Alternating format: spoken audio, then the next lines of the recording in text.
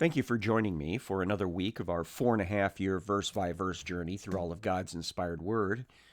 We are going to pick up our story that we left off with last session, which is the miraculous feeding of the 5,000. This took place at the very beginning of the third year of Jesus' ministry.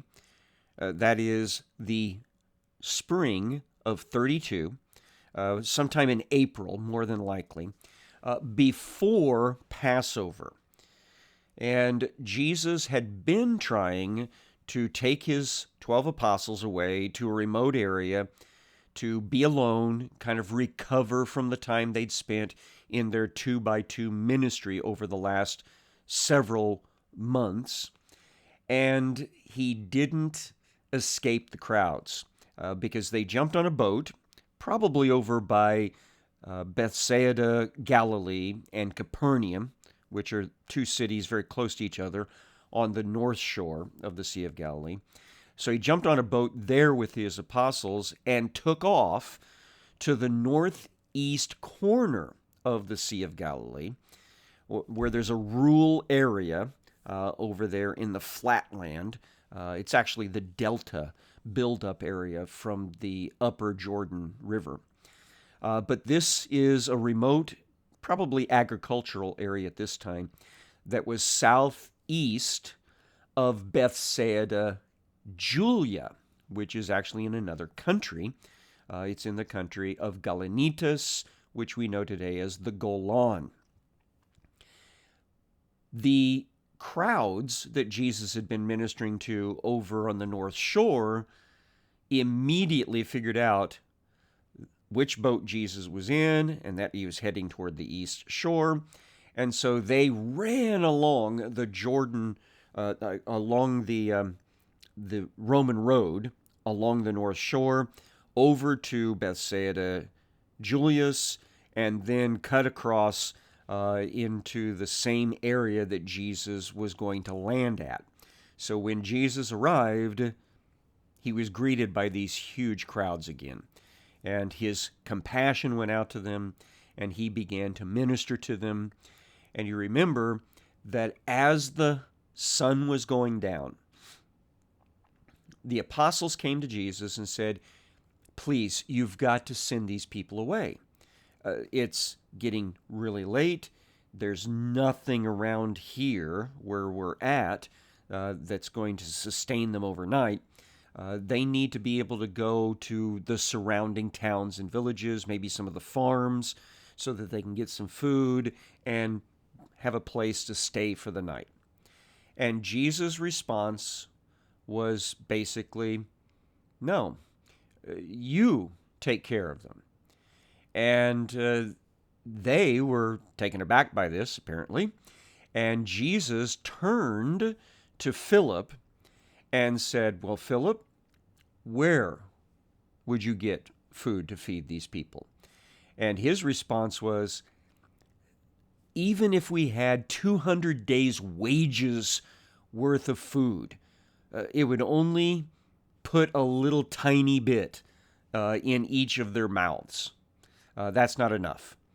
And then Jesus says, well, why don't you find out what we have here? What's available? And so they scattered around into this crowd, and eventually we have Andrew come back and say, there's a little boy here, and he's got 5 barley loaves and a couple of fish, a couple of dried fish. Think about it as a meal for one person, a hungry teenage boy, if you will. So 5 slices of bread and a couple of smaller, flat, dried out fish. That's it. And Andrew even said, well, how's that going to help us with this many people? Now, how many people are there?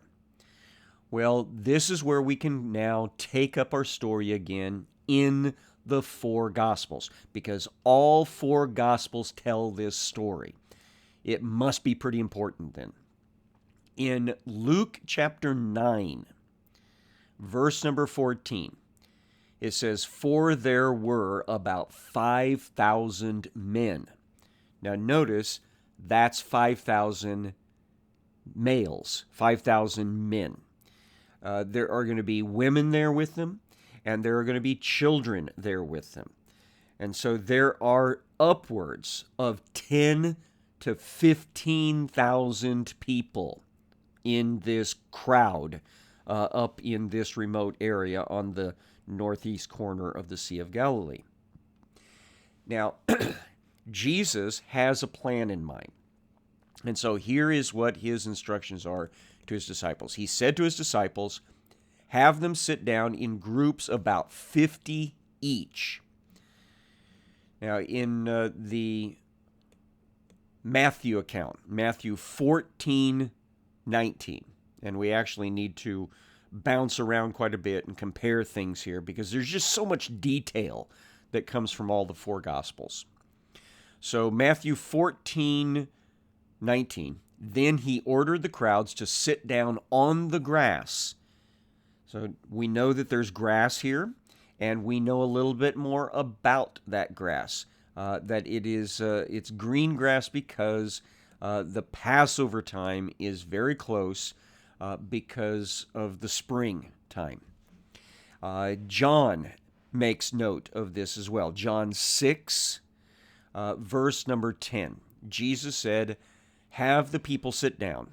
Now there was much grass in the place, because it is rule, and so the men sat down, about 5,000 in number. And then one more, Mark chapter 6, verse number 39. Then he commanded them all to sit down in groups on the green grass. So they sat down in groups by hundreds and by 50s.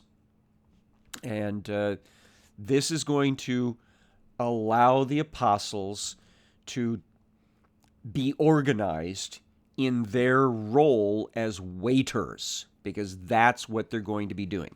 As we go through this, I want you to think about the logistics involved in this sort of situation. And so now, since we're in Mark, let's see what Jesus does next. Verse 41 of Mark 6. Taking the 5 loaves and the 2 fish, he looked up to heaven and said a blessing, and broke the loaves and gave them to the disciples to set before the people. And then he divided the 2 fish among them all. So Jesus has all of these people sitting in groups of 50 up to 100, just depending on their particular organization. Maybe some of the groups know each other well enough that they want to sit in groups of 100. And once they're down, he takes these 5 barley loaves and starts ripping them up after having thanked God for his provision. And then he starts doing it with the fish as well. And he's putting it into baskets, which the apostles are using to distribute. So you have to picture them. Jesus is ripping, and throwing it on baskets, and the apostles are taking that off to a group, and the people are getting, little pieces of bread with some fish and making themselves a little taco wrap, if you will. And then the apostles, after they've distributed what was ever in their basket, they take off to go back to Jesus again, and he's still sitting there ripping, and it doesn't stop. It never ends where he doesn't have bread and fish there in front of him, in his hands. And so this goes on probably for a couple of hours.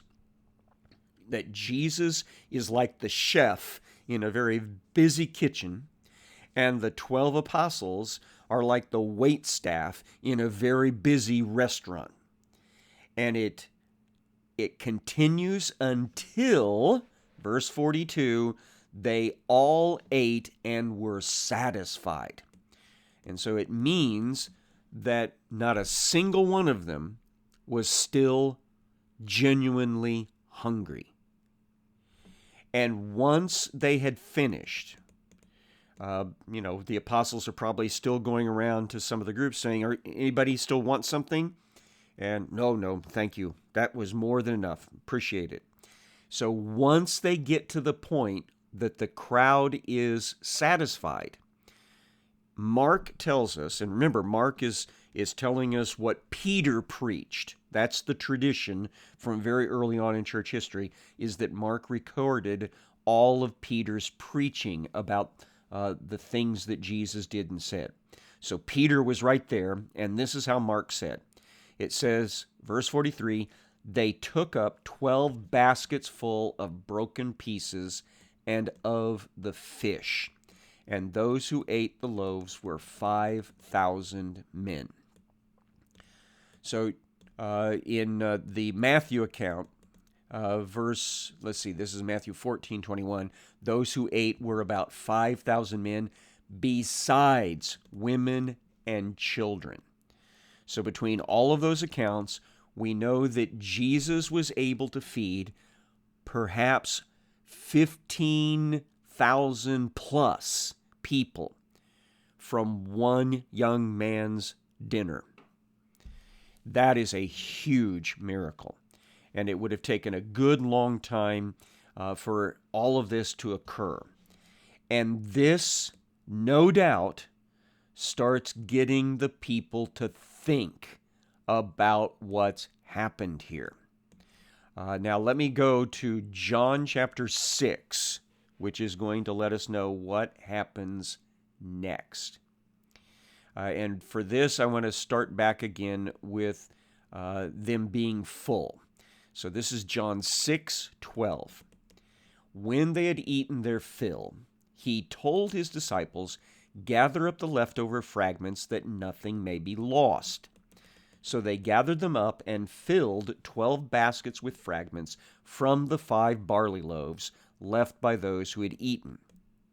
So that's where they gathered the leftovers, and that's when the crowd starts processing what just happened.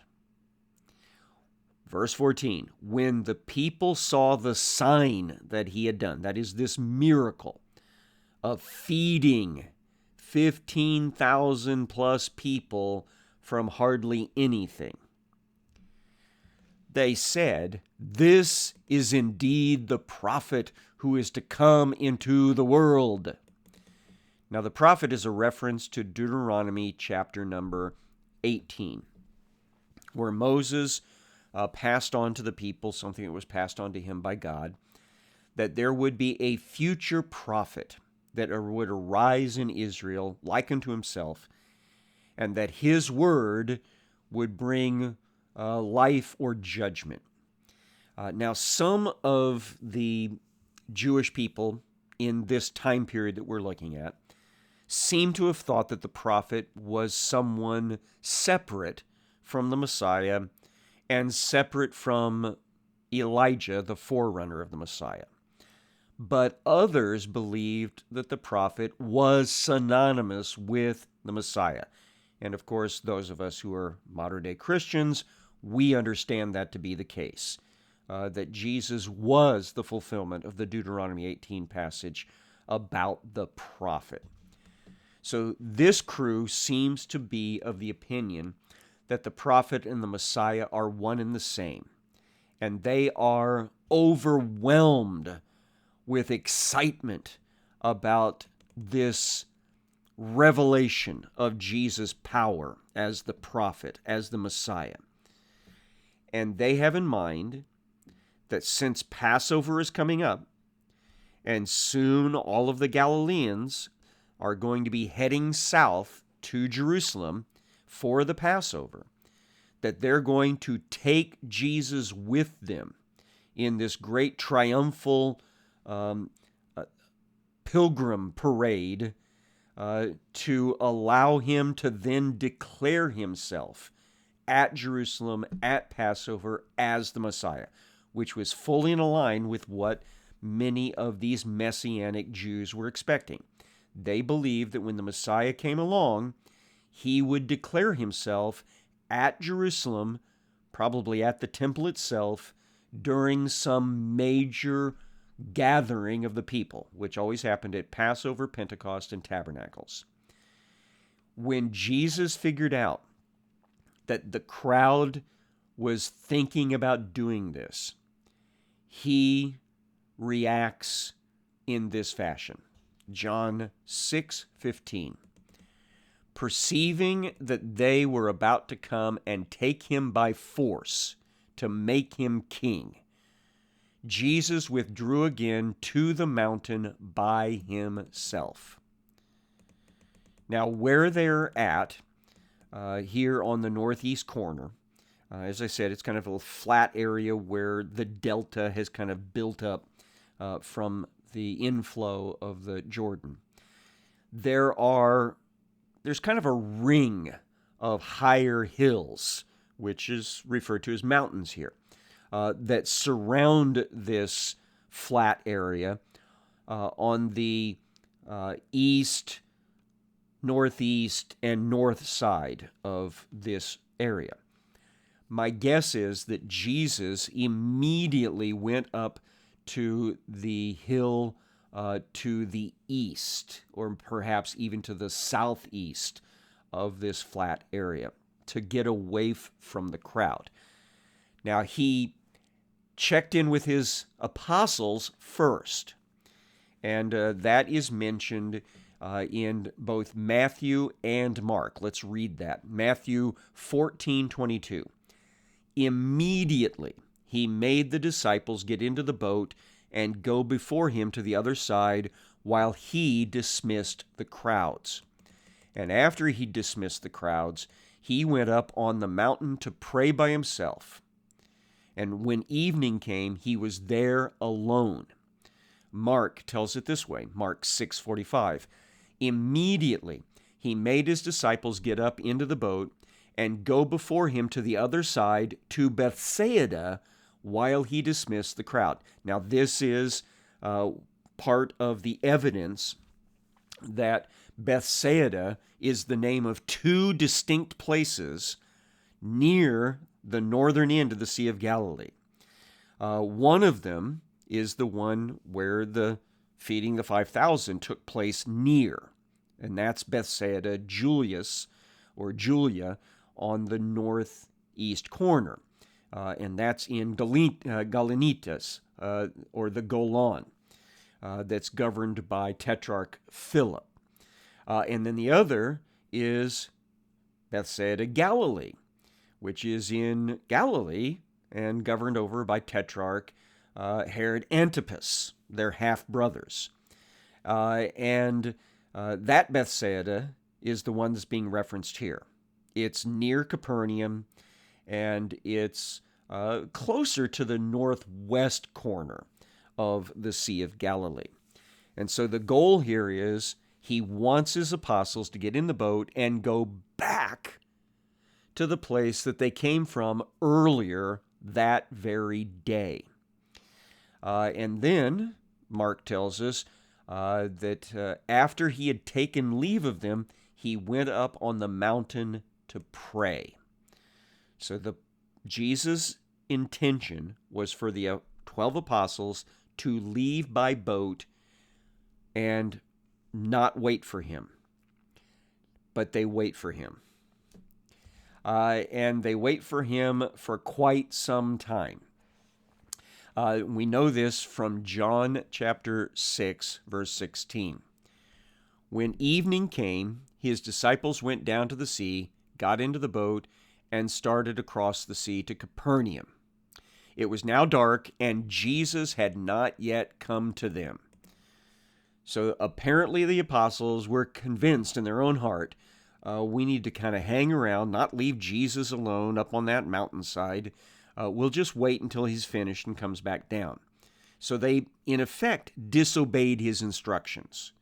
They waited until it was fully dark before they started across the sea, which may have contributed to them being on the sea still when this windstorm began.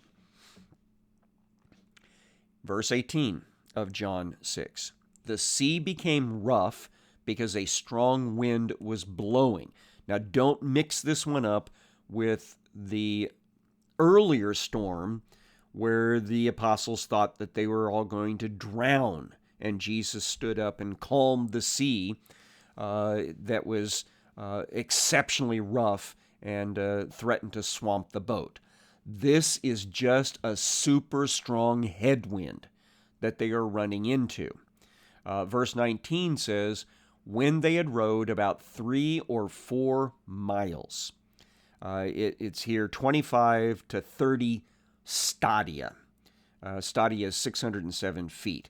So they're somewhere between 2 and 3 miles on the path from where the feeding of the 5,000 took place toward Bethsaida, Galilee. So they're only about 2/3 of the distance that they're wanting to go that night. And they're not making any more progress. And what happens is Jesus sees from a distance what's going on. Let's go to Matthew now. Matthew 14, 24. 14:24. Actually, 23 says, when evening came, he was there alone, but the boat by this time was a long way from the land, so we know, 2 to 3 miles, or 3 to 4 miles, and it was being beaten by the waves, for the wind was against them. And so now Jesus is able to see from a distance that they are not getting any farther. They're kind of stalled out about 2/3 of the way to their destination. If he's up on the hill, it is easy on a clear night to see ships down on the sea, especially at this time of night. It's the 4th watch of night, which is between 3 a.m. and 6 o'clock, sunrise.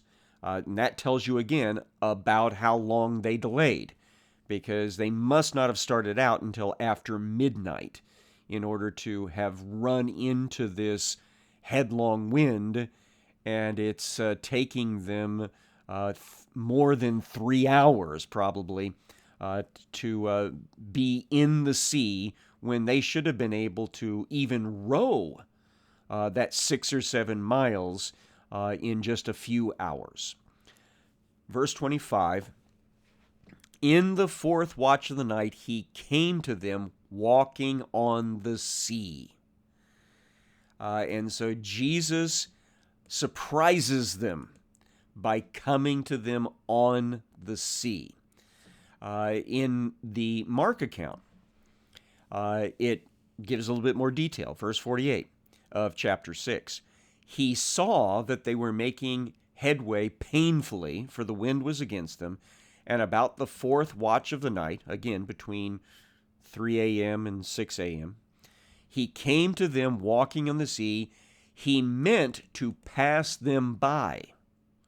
So it looked as if he was just walking by on the waves, and they see him, and they become very frightened.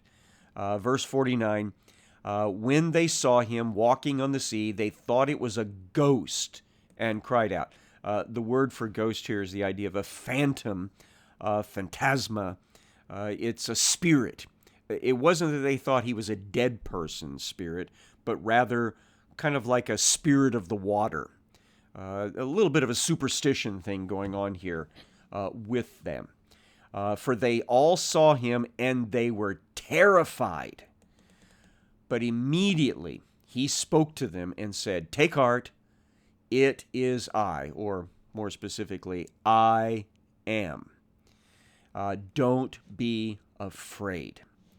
So Jesus tries to calm them down, and then we have this very famous thing that happens next. And this is in Matthew's account. It's interesting. It's not in Mark's, because that's Peter's recollections, and he apparently avoids telling this part of the story.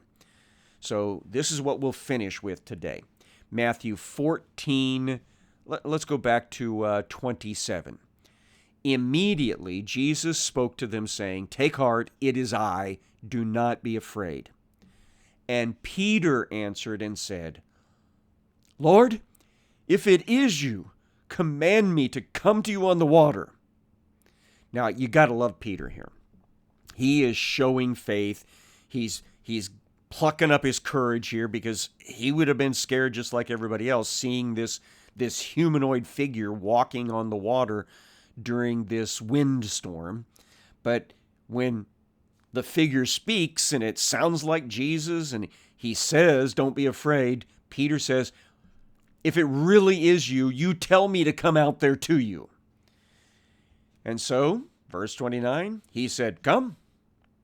So Peter got out of the boat and walked on the water and came to Jesus. Now, never ever forget that. We do remember that Peter begins to sink in a moment, but never forget that he actually did walk on the water for a bit. Verse 30, when he saw the wind, he was afraid, and beginning to sink, he cried out, "Lord, save me!" So the thing that got him in trouble is he took his eyes off Jesus. I've heard sermons about this, and I think they're great. He took his eyes off Jesus, and he began to doubt Jesus' command in his life to come to him. And so he began to sink and cries out, "Lord, save me!" And so Jesus immediately reached out his hand and took hold of him, saying to him, "Oh, little faith, why did you doubt?" And when they got into the boat, they together walked into the boat, the wind ceased. And this is where we'll have to drop off today. We'll come back and tell the rest of this miraculous story the next time we're into God's Word.